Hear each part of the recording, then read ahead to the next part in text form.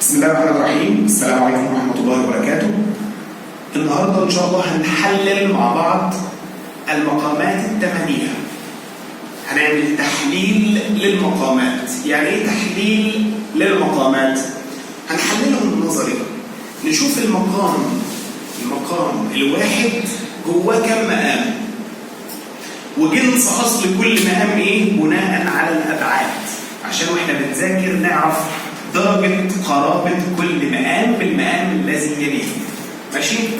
عندنا كم مقام بيستقروا على الدو؟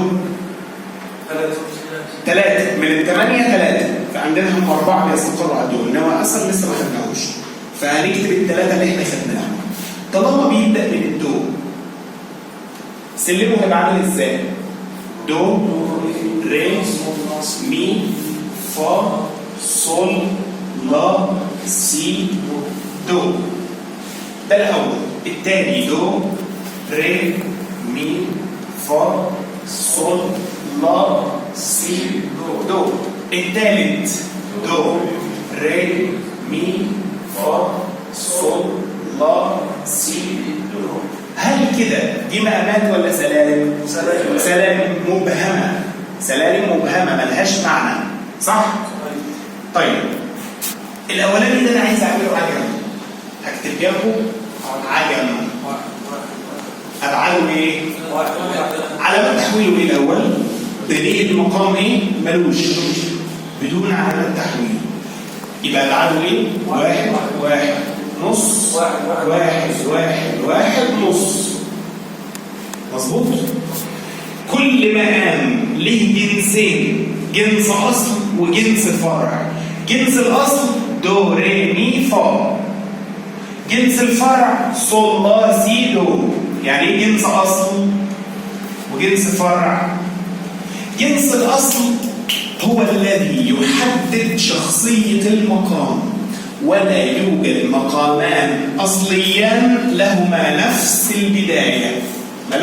مفيش مقامين 2 ليهم نفس التتابع ده. يعني 1 1 نص احنا هنكمل المقامات كلها. لو لقيت 1 1 نص في مقام تاني يبقى مش مقام مختلف، يبقى مشتق من العجم. طب يعني ايه جنس الفرع؟ جنس الفرع ده اقدر العب فيه علشان ينتج المقامات الفرعيه، لكن اهم حاجه جنس الاصل ايه؟ ثابت. تمام؟ يبقى دي الابعاد الخاصه بمقام العجم 1 1 نص 1 1 1 نص. تاني مقام النهواند. مقام الايه؟ النهواند.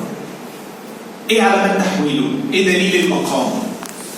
لازم اكون عارف ايه اللي بيفرق النهواند عن العجم. ايه الفرق؟ 3 درجات. المي واللا والسي ما لهم؟ المي بيمول واللا بيمول والسي بيمول.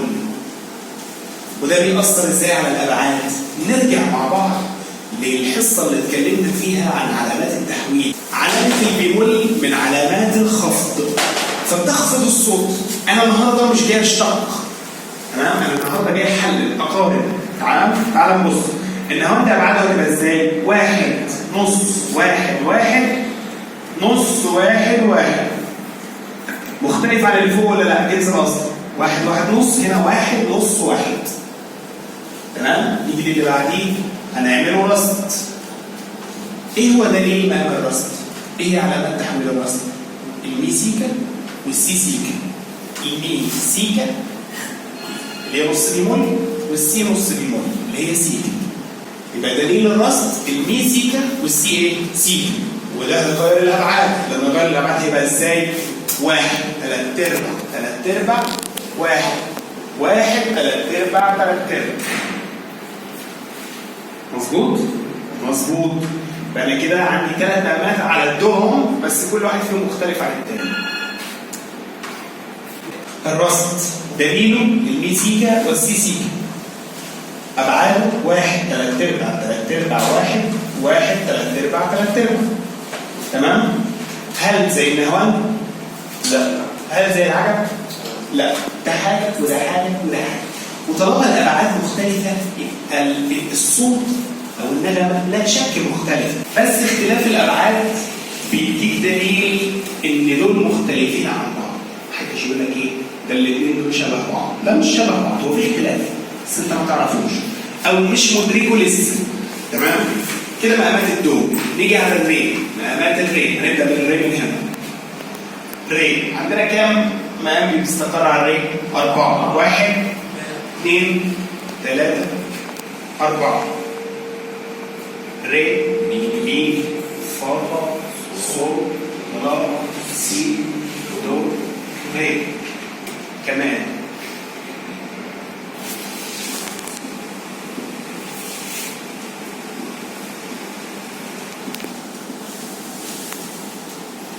اظن كده الموضوع بقى سهل.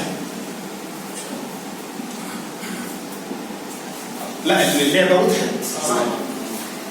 ده انا هعمله بياتي اوتوماتيك. البيات ايه علامات تحويله؟ البيسيكا والسي بيمول. ابعاده ايه؟ طب خلينا نكتب الاول العلامات التحويل كلها. الصوب زي البياتي بالظبط، زياده عليه الصول بيمول والري بيمول. الحجاز المي بيمول والفا ديز والسي بيمول. الكورد زي الحجاز بالظبط بس الفا هنشيل من عليها الديز. معظم الاختلاف كله دكتور في السي والمي صح؟ ميو سي كله ميو سي. كله ميو سي. كله ميو سي صح؟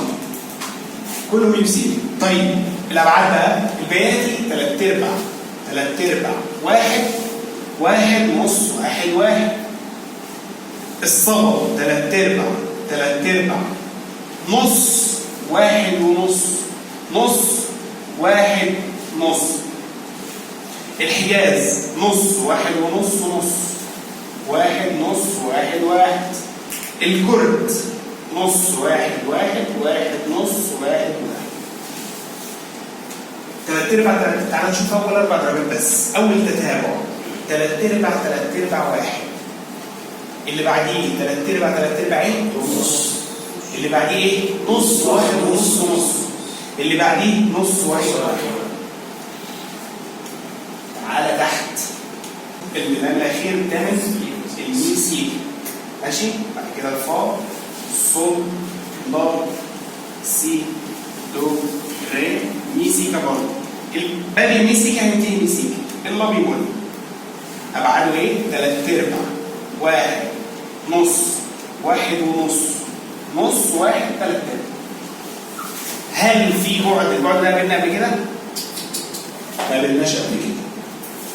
تعالى بقى نبيض المقامات كلها على اليمين هنا.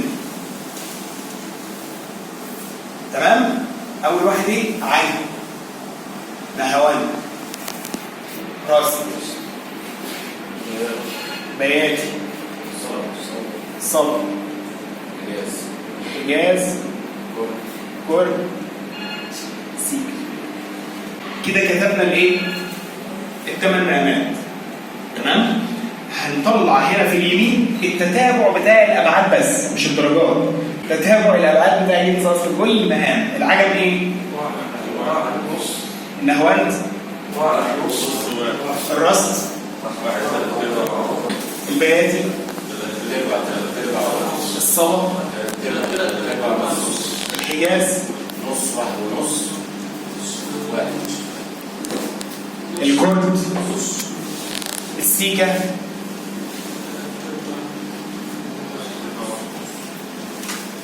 كده احنا عندنا كم بعد مختلف عن بعض؟ 8 ابعاد مختلفين عن بعض. تعال نمسك هنا.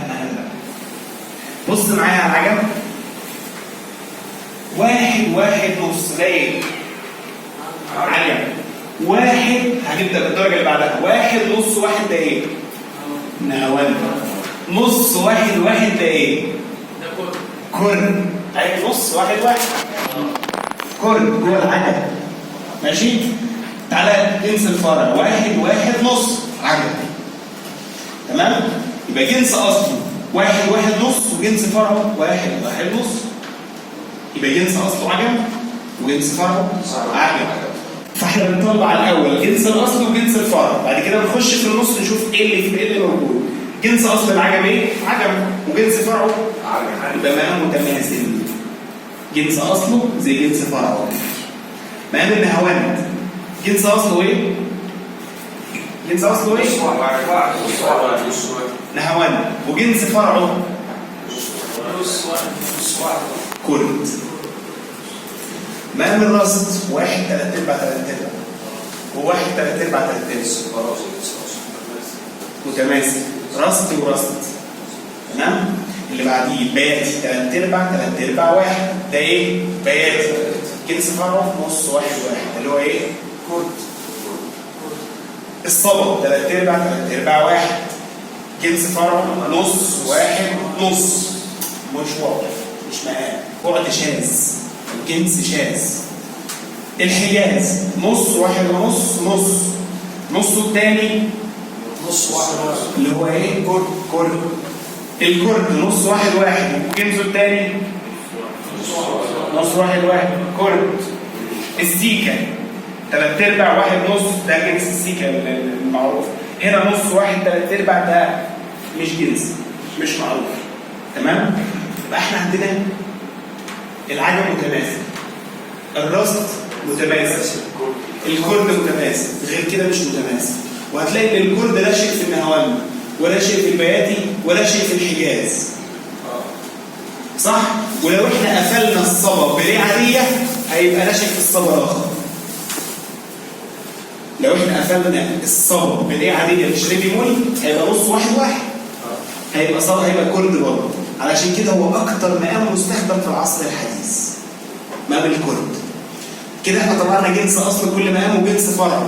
تعال نشوف جوه المقام نفسه هتلاقي اجناس اخرى زي العجم 1 1 نص وفي 1 نص 1 نهوان، وجنس فرع 1 1 نص اللي هو العجم. تمام؟